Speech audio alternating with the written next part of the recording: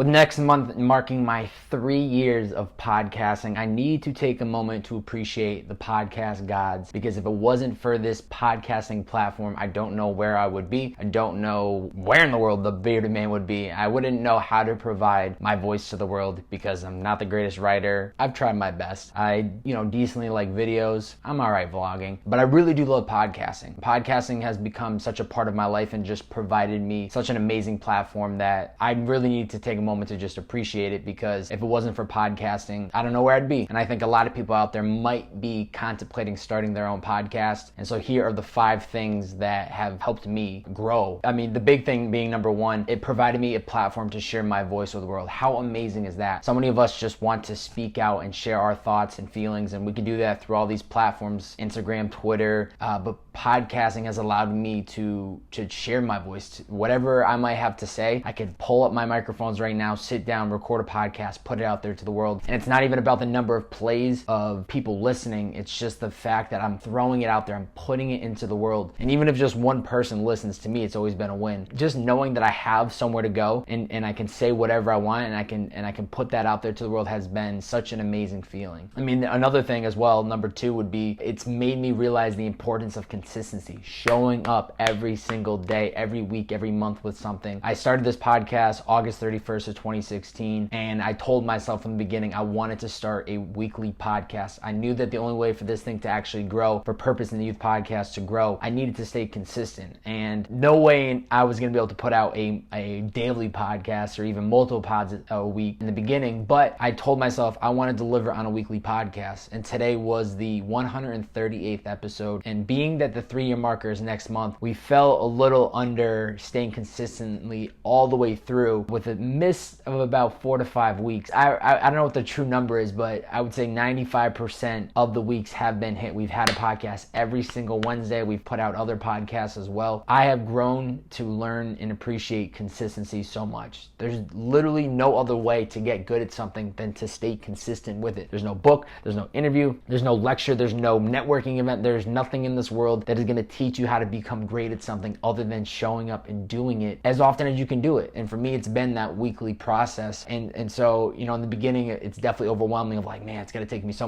many months and years to get to this point of where I want to become this X thing, this videographer, this podcaster, this chef, whatever it might be. But when you just break it down and you think, what can I do on a week-to-week basis that is going to push me forward, you get into the groove. And so just being consistent enough for the last almost 3 years I've grown so much appreciation for the word consistency, and realizing that I can accomplish anything that I want. I can get good at any craft. I can do anything I want in this world as long as I stay consistent. And that is extremely, extremely important. Another big thing that podcasting has brought into me, which I didn't really fully understand to the length or to how great this was going to be when I started it, was it was going to provide me a platform to network with people. I swear podcasting is the greatest networking tool of 2019 right now. Podcasting. It's not reaching out trying to grab coffee. It's not trying to do whatever it is that you think is going to bring the value to somebody. Podcasting is the platform. It's, I'm reaching out to guests. I'm saying, hey, really interested in your story. Would love to have you on the show. Make you look like an amazing guest. Make you look like a star. Ask you all these great questions. Let you talk about life and say whatever you want to say. But it really has provided me with an amazing platform to network with people that I don't think I ever would have necessarily met. Maybe I would have at some point in my life, but having a platform to reach out to people and saying like, hey, I want to talk about you, I want to bring you on the show. Who doesn't like talking about themselves? Everybody in this world likes talking about themselves. And if you figure out a way to create something that provides them value, and you send them all these like snippets and make them look like the superstar that they are, they want to do it. And taking the time to research and asking them really important questions to show them that I care enough to do the research, I think it has allowed me to network and build some incredible relationships in 3 years. I swear, I mean, I am a people's person at heart. I try to, be good in this world and do as much as I can for people and not ask for too much in return. But having this platform of Purpose in the Youth has been absolutely incredible and the greatest networking tool in the world. I suggest anyone out there watching, I don't care what your passion is, I don't care if you are an entrepreneur, podcaster, whatever it might be, start a podcast. It is the greatest networking tool of all time. Of all time! Another thing that podcasting has showed me is that there is no such thing as failure. Failure is not a thing. It's not. In the beginning I was scared to start a podcast podcast because I'm like, man, what if it doesn't work out? What if I don't get all these plays? What if people don't watch it, listen, or what if they laugh at me? I made up all these excuses, and then I finally shut up and I started doing it. But I realized there is no such thing as failure. It's all these lessons that are learned. And we hear it so many times from people that we follow that are successful and killing it. And they always say, there's no such thing as failure. There's no such thing as failure. And we have to hear it so many times. We hear it so many times, but we still don't act upon it. And we don't realize it until we start doing our thing that there really is no such thing as failure. It's all perspective. Every time I've messed up or something hasn't gone to plan, instantly I'm like, okay, what did I learn? And how am I going to adjust for this for the future? How is this going to help me become a better person, a better podcaster, a better creator, a better business person, a better whatever it might be? How is this going to help me in the future? And that's instantly the switch that I have when something doesn't go according to plan. What's the lesson learned? That's all it is. It's not what did I lose, it's what did I gain? Did I learn something? Is this going to better me for the future? Is this going to set me up? I always talk about how, not always, but I enjoy the process, the slow growth of trying to become a podcaster, because all these podcasts every week are giving me more time to be better at my craft. If I blew up at episode 5,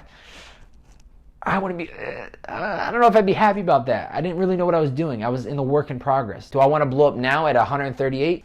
I wouldn't be mad about it. But I'm also not bad if it happens in another year or 2 years, because I'm going to learn that much more. I'm going to have more failures, quote unquote, that are going to be little setbacks, little speed bumps, and I'm going to learn and grow. So many times people are out there watching, listening. They want to do the damn thing. They're so nervous, so scared. They don't think they can become that thing that they imagine. You can. You're supposed to fail. Nobody in this world has become successful without failing. It's not in the formula 1 + 1 = 2, right? It's not 1 + 1 = 70. It doesn't make sense. I know it doesn't, because not failing and succeeding doesn't go together.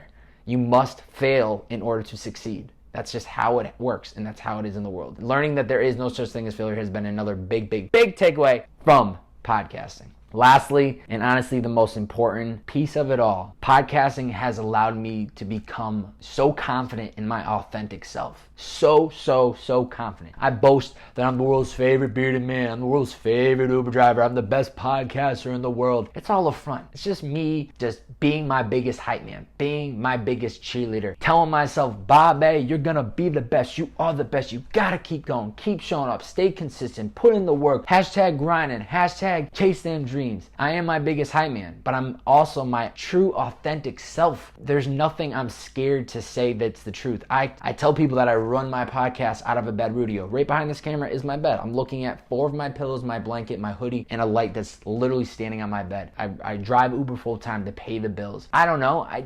I'm not scared to be authentically myself. Not at all. And that's definitely a little gem that I got from Gary Vee. So shout out to the Gary Vee, man. I gotta pay respect. Gotta give credit where it's due. And I'm just so authentically myself that nothing anybody says can offend me, because I speak the truth. I might not be the best speaker in the world. I might not be the best podcaster. I might not be the best Uber driver, whatever it might be, but I'm authentic. I will tell you the whole truth and nothing but the truth. I'm not going to paint a lifestyle that I don't live. I'm not going to sit here and try to flex and only post stuff online that's like me podcasting and me looking cool. Hell no. I posted vlogs of me crying. I posted vlogs of me speaking the honest truth of the highs, the lows, the in-betweens, everything.